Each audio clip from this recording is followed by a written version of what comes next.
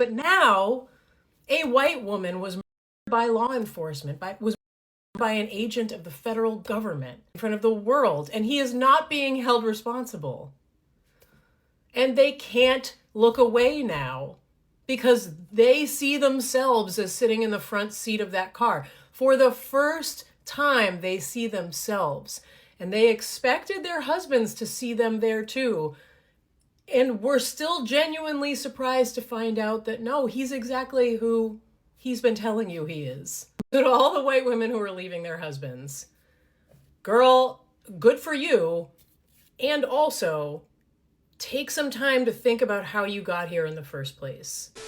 My friends are losing complete faith in their partners at this point. Question. For all of the white women who are just really blown away by how their husbands are reacting to the murder of Renee Good, how did your husbands react when Black people were killed by the police?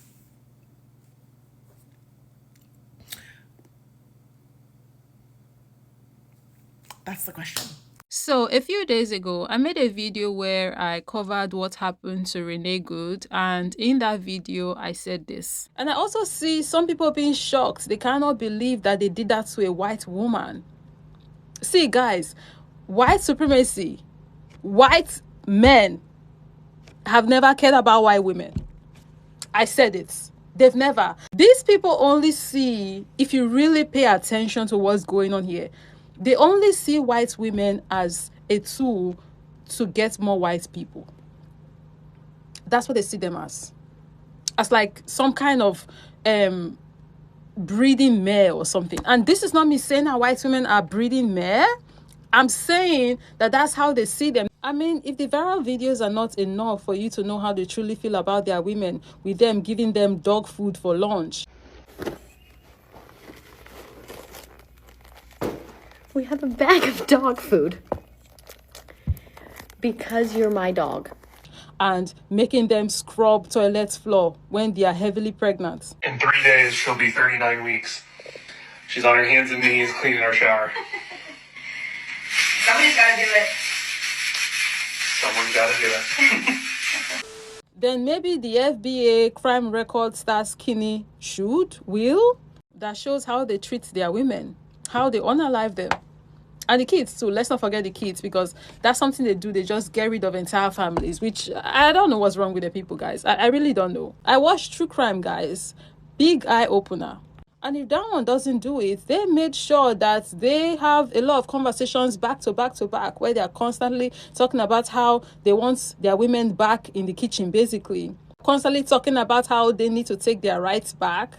You want to tell me that these are women that they love? I did bring up a few more points and videos to back my arguments. So if you're interested in hearing them, check out this video. It's linked down below in the description. From the 7 minutes, 13 seconds mark, that's where I started making this argument in this video. But back to today's video. Disclaimer, I want to prefix this video by saying, yes, I know not all white men are bad or are white supremacists, and that there are bad men in every community, and that there are men who care about women in general, regardless of their ethnicity, race, nationality, religion, etc., right?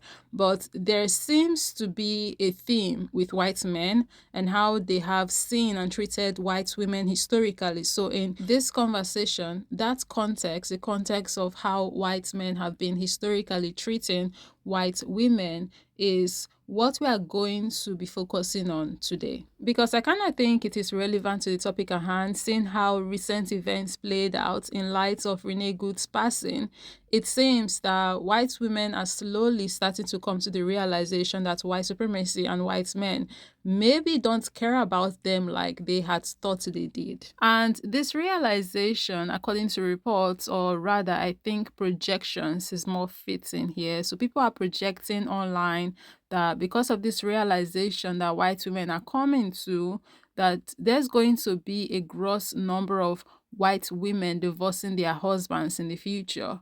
But before we get to the talks about divorce, I wanted to share with you guys this video I saw of this creator, a white woman, wherein we are finding out that the scales are now falling from their eyes, thankfully, and good for them, right? Because now they are seeing their husbands being nonchalant about their fears and concerns as women. Post what happened to Renee Good, these husbands of theirs, according to her, don't seem to think it's a big deal and something to be worried about. And these women are freaking out, rightfully so. So it's a situation of who the F did I marry? That's what they are wondering right now.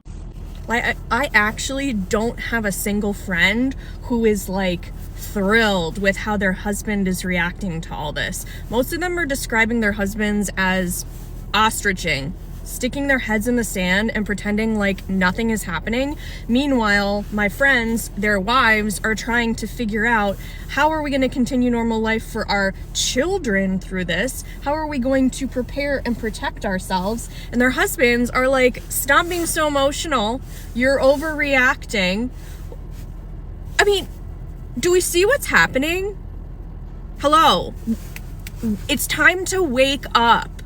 Protect your family. Like, my friends are losing complete faith in their partners at this point. The divorces that are going to happen after all this, it's going to be an unprecedented number because you all are failing your families. Initially, I started this conversation talking about how white supremacy and white men don't care about white women. But if we want to get to the cocoa of the matter, it's patriarchy that actually is the problem, because at the crust of it all, patriarchy as a system that governs the world, regardless of where it shows itself, don't care about women. From the inception of patriarchy, it's never cared about women. So, we can have this conversation globally about how the patriarchy treats women and all the ish that we have to go through because of it, right?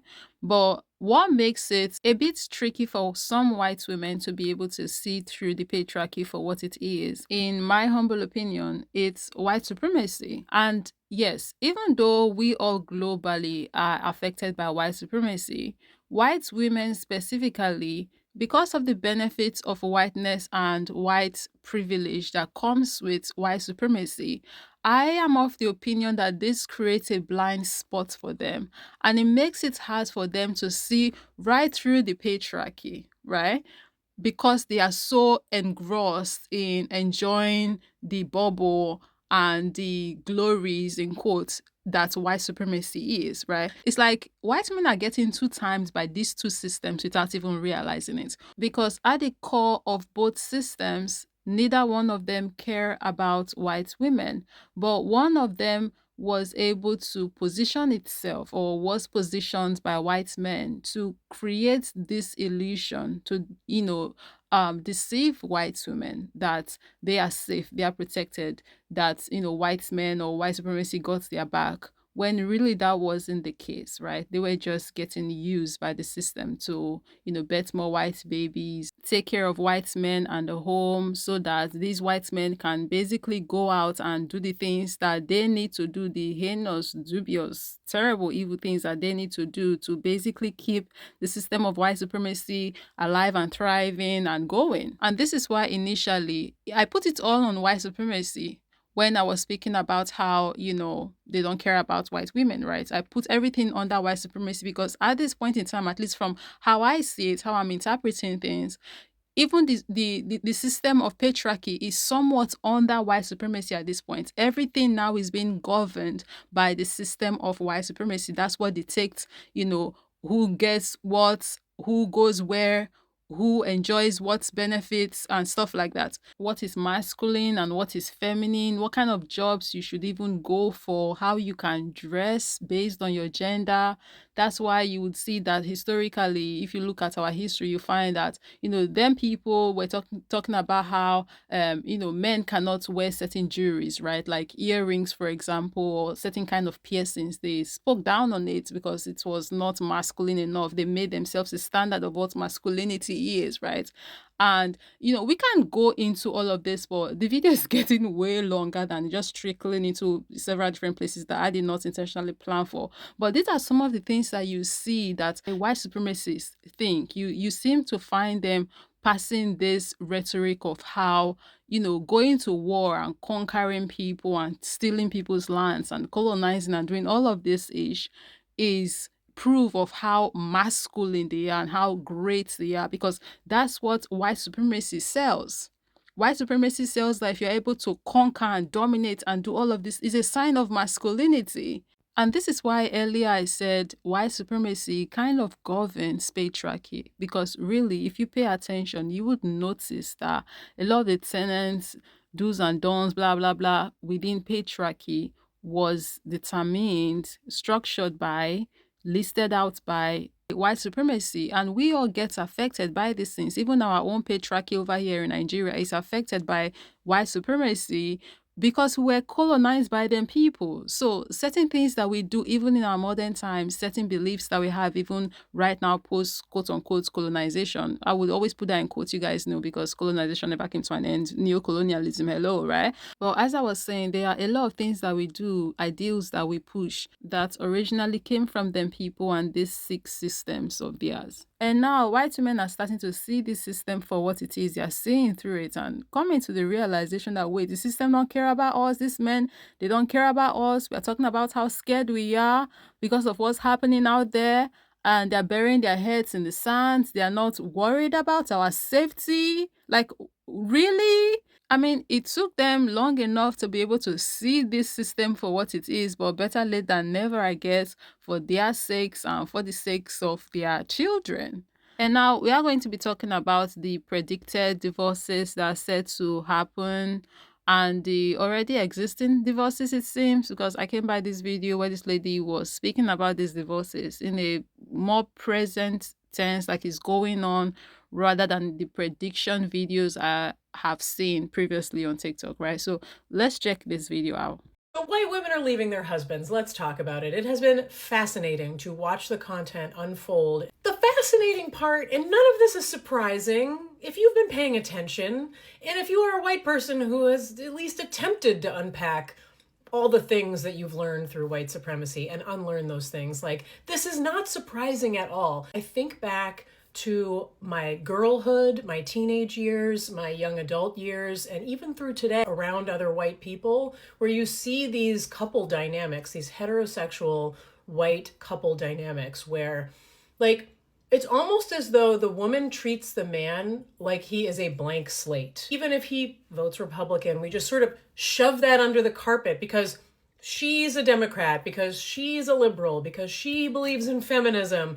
And sure, sometimes, they get into a little, but he means well and he loves people and he cares and he's not one of those people. I can't tell you how many white women I have known over the course of my life who have these sort of excuse-making relationships with their husbands or boyfriends or whomever, and say, well, he's not really like that, though. I mean, he's different. I mean, yes, he votes for Republicans, but really that's just about taxes and da-da-da-da-da, and they're just softballing it all the time. And there's something about white culture, what could it be, that expects us to be polite socially and accept that. So if you want to have a friendship with another white woman and she has one of those husbands, you are expected to participate in this pantomime, charades, I don't know, like where you pretend that it's fine because he, as an individual person, is a good guy, right? He loves her.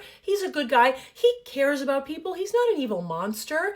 There's just a little bit of a, disagreement about politics, but that's really, but he cares and his heart's in the right place. And sometimes he's even voted for a Democrat. Culturally, I guess maybe that's how they've been navigating over there in the white community. But then again, I think at the core of it, or regardless of however it is that they are speaking and all of the justifications that they come up with for this, quote unquote good men of theirs that be voting crazily out there during election period, voting for the, most terrible things, right?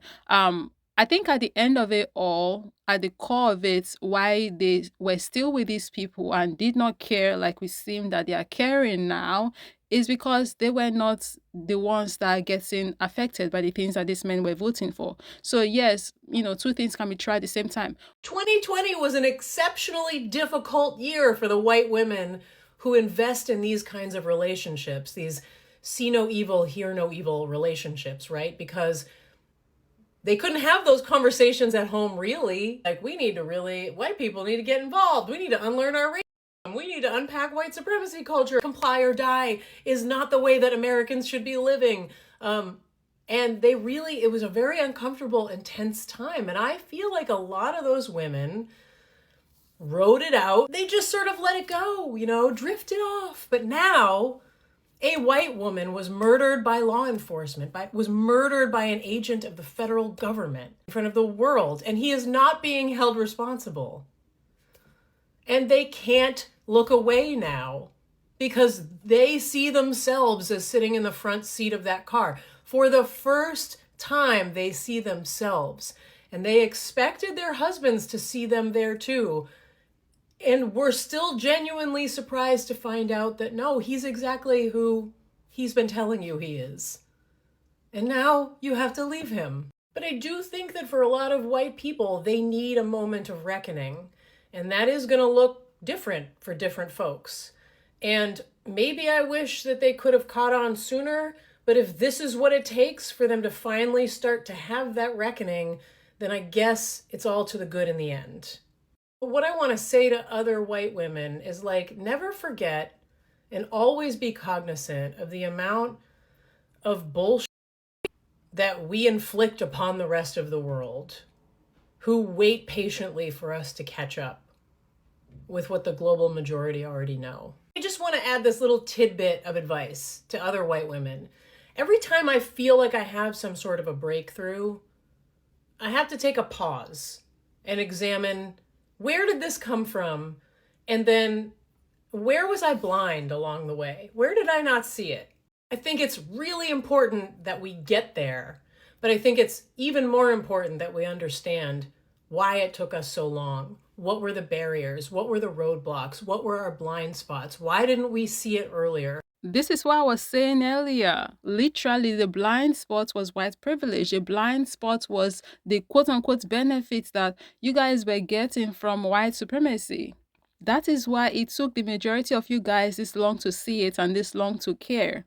The rest of us, we don't have white supremacy. We don't have any benefits that we inherited because of the race we were born into, unfortunately. So we had to, be peeling a lot of ish back from when we're even very young. We had to really be aware of our environment and the things that were going on, and, all of the, the synchronicities, we were examining them, and the intersectionality. Well, I almost could not pronounce that word. Jesus Christ.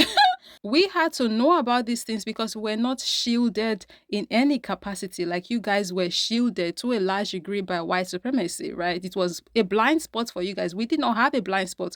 We were with our koro eyes examining everything that were going on. We were living it. Not only were we examining these things, we were living these things, right? That's basically what happened. And how and why it took you guys this long to be able to see what the rest of the world is seeing. To all the white women who are leaving their husbands, girl, good for you. And also, take some time to think about how you got here in the first place. Because I guarantee there are other areas of your life, there are other aspects, there are other things that you're doing, that you're engaged in, beliefs and opinions that you hold, that now might be a good time to kind of examine those things. So this is what's happening right now, and I thought I should bring the conversation to you guys. I'm seeing some comments of people talking about how they are quickly going to, because of this recent turn of events, and seeing how women are, it seems, planning to move forward to leave their husbands, or are already even leaving their husbands, right? People are saying that they may cancel out or eliminate no force fault divorce. So I don't know how exactly this is going to trickle down. And I won't be surprised if they decide to do that, because we know how authoritarian this what's it called, regime is. It's basically a dictatorship at this point, and we know how they care about keeping white supremacy alive. So hearing that white women want to divorce their white husbands, that's going to cripple the system. That's going to affect it in a very immense way if a lot of white women not only choose to leave their husbands. Who knows, what if they decide now they don't want to be getting with these white men anymore because these white men are showing them that they don't care about them, right? So seeing how they have been, by they I mean the US government, have been operating this last couple of weeks, scratch that, more like throughout the history of the US of A, hearing that, or them deciding to cancel or get rid of no fault divorce, it's not going to be the worst that they have ever done. It's not going to be hard for them to do, right? But we'll see what happened. I just wanted to bring this conversation to you guys. Have you heard about this going on before, or are you just hearing about it from this video? Let me know down below in the comment section what your thoughts are about all of this. Thank you for watching. I'll be catching you in the next one.